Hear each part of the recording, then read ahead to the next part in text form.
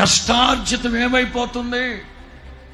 యెహోవా యందలి భయభక్తులు కలిగిన వాడు, ఆయన త్రోవల యందు నడుచువాడు ధన్యుడు. నీ చేతుల కష్టార్జితాన్ని నీవు అనుభవించాలి. అనుభవిస్తున్నారా? ఒక సేవకునిగా చెప్తున్నాను. ఏం నేర్చుకుంటారు దేవుని మందిరానికి వెళితే?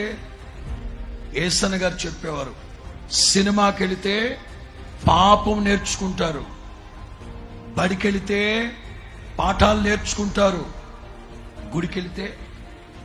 గుడికెళితే భక్తి నేర్చుకుంటారు.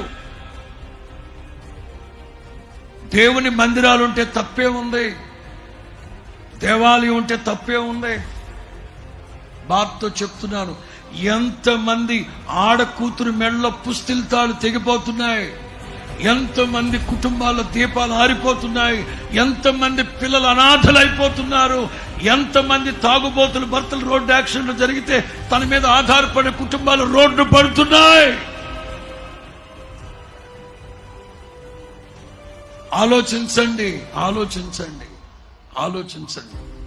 కుటుంబాల్లో దీపాలు ఆరిపోతున్నాయి, తాళిబొట్లు తెగిపోతున్నాయి, పిల్లలు అనాథలైపోతున్నారు. ఏది సుఖం అంటే యెషయా గ్రంథంలో ఉంది, ఆహారము కాని